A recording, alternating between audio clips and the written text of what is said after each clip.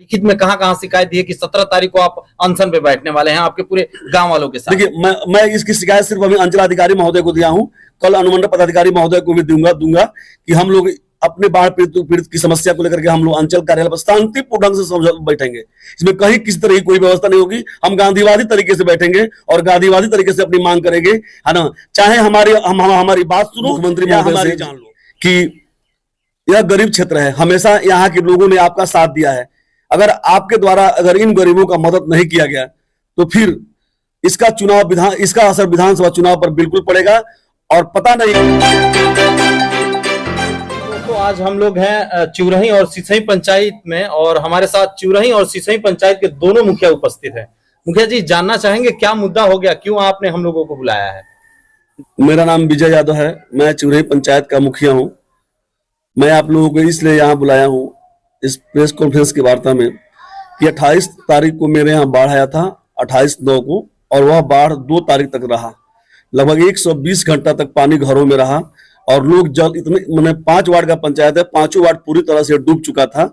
अंचलाधिकारी महोदय के द्वारा वहां सिसई में जाकर के एनडीआरएफ की टीम लगाई गई थी, वहां डीसीएलआर मैडम भी आई थी।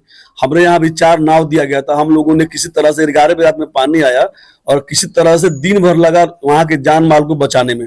हम लोग लेकर वहां आए।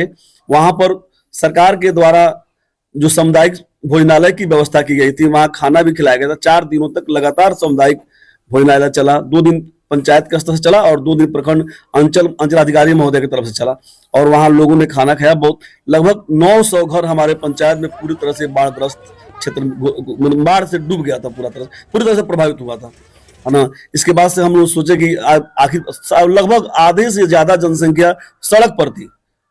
सभी मीडिया के बंधु वहां पहुंचे थे, सभी लोगों ने फोटोग्राफी किया, वीडियोग्राफी किया, खबर भी लगातार चली, चाहे वह प्रिंट मीडिया हो चाहे इलेक्ट्रॉनिक मीडिया हो, सब मीडिया में खबर चली। अंचलाधिकारी महोदय के द्वारा भी बयान दिया गया, वहां सरकारी दवाओं का वितरण किया गया, है ना।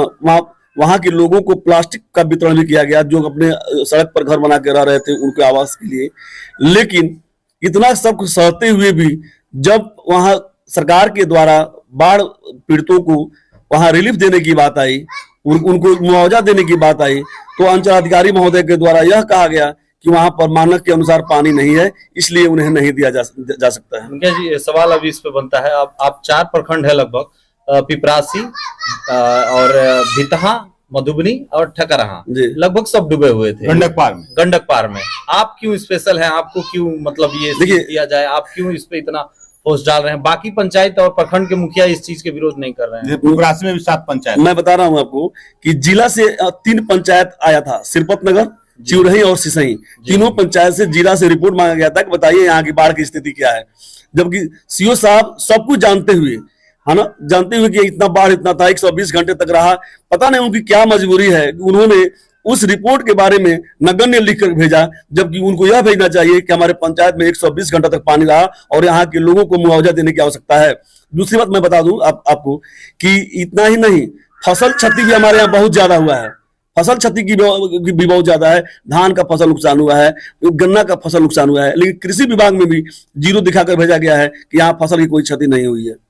सिसई पंचायत के भी मुखिया है, उनसे भी बात करेंगे। सर, आपके पंचायत में कितनी क्षति हुई है और क्या क्या दिक्कत का सामना पड़ा है? हालांकि रिपोर्टिंग के दौरान आपके साथ हम लोग सब उपस्थित थे, सीओ साहब भी थे। क्या कहेंगे, क्यों इस तरह से बाढ़ पीड़ित क्षेत्र नहीं घोषित किया गया आप लोग के पंचायत को? आप इनके पंचायत ने पूरे गंडक पार में नहीं घोषित किया गया। मेरा नाम हुआ कृष्णा यादव, सिसई पंचायत के मुखिया हूँ। सीओ साहब 2 दिन तक मेरे पंचायत में कैंप किए, डीसीएलआर मैडम भी आई थी, डीएम साहब आए थे विजिट करने के लिए, जो बांध कटा था उनको भी रोककर हम लोग बताए कि यही मेरा सिसई पंचायत है, पानी में पूरा जल मग्न हो गया है। सीओ साहब भी अपना परिचय दिए कि हम मधुबनी सीओ हैं। तो डीएम साहब ने कहा कि मुखिया जी बोल रहे हैं, क्या बात है? अब तो सर पानी में पूरा पंचायत डूब गया है। एनडीआरएफ की टीम भी मेरे यहाँ 2 दिन तक रहा, लोग 120 घंटे तक पानी भी रहा और पंचायत समिति और मुखिया के द्वारा 2 दिन भोजनालय का व्यवस्था किया गया और सीओ साहब के द्वारा गैस सिलेंडर और खाने का व्यवस्था 2-3 दिनों तक चला। उसके बावजूद भी अब क्या इनके साथ मजबूरी है की जो रिलीफ की बात आई तो वहाँ पानी का कम दिखा दी कि 27 घंटा या 28 घंटा तक पानी ही रहा है। यही हम लोग का कहना है जी। अच्छा एक बात और बता दें कि सिसई पंचायत नदी के मुख्य धारा पर है। जो 85 जमीन है उसको काट कर नदी मेरे पंचायत का 70 एकड़ गन्ना नदी में विलीन हो गया है। हालांकि बाढ़ से पहले सीओ साहब और बीडीओ साहब वहां विजिट किए दोनों थे आदमी विजिट और किए खबर थे। भी हम लोग चलाए थे। खबर भी आप लोग चलाए थे। उसके बाद भी जिला से कोई माने उस तरह का जो बाढ़ रोकने वाला जो टीम होता है, जो माने कटाव रोकने वाला, उन लोग का व्यवस्था नहीं किया गया।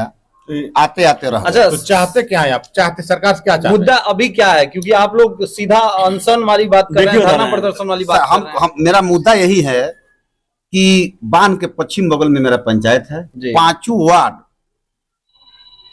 वार्ड पानी में डूबा हुआ था। सीओ साहब अपने एनडीआरएफ के टीम के साथ गए हैं और अपने मुआयना किए हैं, अपने आंखों से देखे हैं कि घर में छाती भर डांड भर पानी। विद्यालय में भी पानी पूरा विद्यालय में भी पानी था, वो भी न्यूज चला है। सब अपने आंखों से देखे हैं। लेकिन पता नहीं कि क्या उनके साथ मजबूरी थी कि जब मुआवजा देने की बात आई कि भाई 700,000 रुपया हर जिला में पास हुआ है, यहाँ बेतिया जिला भी उसमें घोषित है, लेकिन ऐसा नहीं हो पाया। क्या कहेंगे मुखिया जी, किस तरह का धरना प्रदर्शन है? क्या आप लोग ये घोषित कर रहे हैं? देखिए, जब जिलाधिकारी महोदय के द्वारा हम और पंचायत समिति सदस्य जो सिसई के थे, मुन्ना जी, हमारे उप प्रमुख बिरबुवती जी थे, हम लोग डीएम साहब से मिले तो उन्होंने कहा कि ठीक है, सीओ साहब जो रिपोर्ट लगाएंगे उस पर विचार किया जाएगा और उस स्थिति में आपके पंचायत को और सिसई को दोनों को बाढ़ पीड़ित घोषित किया जाएगा। हम लोगों ने कहा कि चलिए कम से कम बाढ़ पीड़ितों को जितना नुकसान हुआ उतना नुकसान हुआ, लेकिन सामने पर्व था, दशहरा था, छठ है, दिवाली है, सब लोग यहाँ इस पर आश्रित थे कि कम से कम हमारा गन्ना धान चला गया, लेकिन सरकार के द्वारा जो मुआवजा मिलेगा उससे हमारा त्योहार बढ़िया से बीतेगा। आज सामने छठ है, दिवाली है, लेकिन अंचलाधिकारी महोदय के द्वारा सीधे हमारे दोनों पंचायत के जनता के पेट में चाकू मारने का काम किया गया है। लोग एकदम मतलब इतने परेशान हो गए हैं। जब सुनते हैं लोग कि ऐसा कि अब बाढ़ रिलीफ नहीं मिलेगा, तो हम तो जनप्रतिनिधि हैं, हम तो उन लोगों की गाली सुनने के लिए बने हुए हैं, वो तो लोग करवे करते हैं। लेकिन अंचलाधिकारी महोदय के द्वारा बार बार विश्वास दिलाया गया कि आप चिंता ना करें, मानक के अनुसार पानी का जो है उसको लिख के भेजा जाएगा। हम लोगों से उसके बाद रिपोर्ट देने के बाद भी हमको आश्वासन दिया गया कि हम लोग जिस तरह से सही ढंग से भेजा है। और जब बात आई, जब हम लोगों ने चिट्ठी देखा उस चीज को, जब हम लोगों ने ये देखा कि हाँ हम मतलब क्या लिख के भेजे हैं, उस समय कहा गया कि नहीं, सीओ साहब बोले कि जब चारू प्रखंड में कोई सीओ नहीं लिख के भेजा है तो हम कैसे लिख के भेज देते। मतलब हमको मतलब ये नहीं जानना चाहते हैं कि अगर चारू प्रखंड में क्या स्थिति है, ना हमको उससे मतलब नहीं है, लेकिन अगर हमारा पंचायत प्रभावित है तो कम से कम जिलाधिकारी महोदय को इन गरीबों को कल्याण करना चाहिए, इन गरीबों की बेरुखी को देखना चाहिए और कम से कम इनका कल्याण करना चाहिए। मैं डीएम साहब से मांग करना चाहता हूँ, नीतीश कुमार जो हमारे मुख्यमंत्री हैं, देख रहे हैं जिलाधिकारी महोदय और माननीय मुख्यमंत्री भी आपको देख रहे हैं, क्या कहना चाहिए? मैं माननीय मुख्यमंत्री महोदय से यह कहना चाहता हूं कि माननीय मुख्यमंत्री महोदय जी, हमारा पंचायत और सिसई पंचायत दोनों पंचायत नदी के मुख्य धारा में है। प्रति वर्ष बाढ़ का दंश झेलना पड़ता है। हम लोग प्रति वर्ष बाढ़, हम लोगों को तो सबसे पहले ऊंचा स्थान नहीं है बसने के लिए, लेकिन जब बाढ़ आता है तो अधिकारियों के द्वारा यह कहा जाता है कि आप मानक अनुसार आपके यहाँ पानी है। किसी वर्ष हम लोगों को कुछ सरकार से कोई आर्थिक मुआवजा नहीं मिलता है, कोई व्यवस्था नहीं मिलती है, जिससे हमारे लोग काफी परेशान होते हैं। आप कल भास्कर में छपा हुआ है आपका न्यूज कि आप लोग धरना प्रदर्शन करने वाले हैं, इसमें कितनी सच्चाई है? भी है और दैनिक जागरण में भी हम लोगों ने ज्ञापन दिया था कि हम लोग 17 तारीख से सिसई और चिरई पंचायत के सभी जनप्रतिनिधि एवं जनता को लेकर के अंचल कार्यालय में आमरण अनशन, अनिश्चितकालीन आमरण अनशन और भूख हड़ताल बैठेंगे जब तक हमारा पंचायत मतलब बाढ़ पीड़ित घोषित नहीं होगा, जब तक हमें न्याय नहीं मिलेगा। हम उस अंचल कार्यालय में बैठे रहेंगे, चाहे इसके लिए मुझे जो भी कुर्बानी देनी पड़े। मैं एक बात और बताना चाहता हूं मुख्यमंत्री महोदय से कि यह गरीब क्षेत्र है, हमेशा यहाँ के लोगों ने आपका साथ दिया है। अगर आपके द्वारा अगर इन गरीबों का मदद नहीं किया गया तो फिर इसका असर विधानसभा चुनाव पर बिल्कुल पड़ेगा और पता नहीं गरीबों की मन में क्या आशंका होगी, क्या व्यथा होगी कि वह आपको देखते ही नहीं चाहेंगे कि हम मुख्यमंत्री जी के साथ हम रहें, चाहे उनको हम वोट दें। और उनके कहे से कि यह देखिए, हम लोग पंचायत के लोग हैं, हम छोटा जनप्रतिनिधि हैं और जनता के द्वारा बनाए गए जनप्रतिनिधि हैं। तो जनता जिस तरह से हम लोगों को इस करतूत के लिए जलील कर रही है ना, हम लोग भी काफी मर्माहत हैं। और मैं एक बार पुनः आग्रह करता हूं डीएम साहब से, मुख्यमंत्री महोदय से, कि आप हमारे पंचायत को बाढ़ राहत घोषित करें। और ये इतना ही नहीं, मैं पत्रकार महोदय, मैं यह बताना चाहता हूं, अगर विश्वास नहीं है तो हम वहां बैठ रहे हैं, डीएम साहब जिला स्तरीय टीम को लगा दें, वहां भेजें और आकर के आपके वीडियो से लेकर के पूरा स्थल पर जांच करें। अगर हमारे यहाँ सही में अगर 124 घंटा पानी अगर नहीं रहा होगा तो मैं इस मुआवजा की बात को अपने वापस ले लूंगा। एक और चीज सर, आपने इसकी घोषणा या लिखित में कहां शिकायत दी है कि 17 तारीख को आप अनशन पे बैठने वाले हैं आपके पूरे गांव वालों के साथ? देखिए, मैं इसकी शिकायत सिर्फ अभी अंचलाधिकारी महोदय को दिया हूं, कल अनुमंडल पदाधिकारी महोदय को भी दूंगा कि हम लोग अपने बाढ़ पीड़ित की समस्या को लेकर के हम लोग अंचल कार्यालय पर शांतिपूर्ण ढंग से समझ बैठेंगे। इसमें कहीं किसी तरह की कोई व्यवस्था नहीं होगी। हम गांधीवादी तरीके से बैठेंगे और गांधीवादी तरीके से अपनी मांग करेंगे, है ना, चाहे हमारी बात सुनो या हमारी जान लो।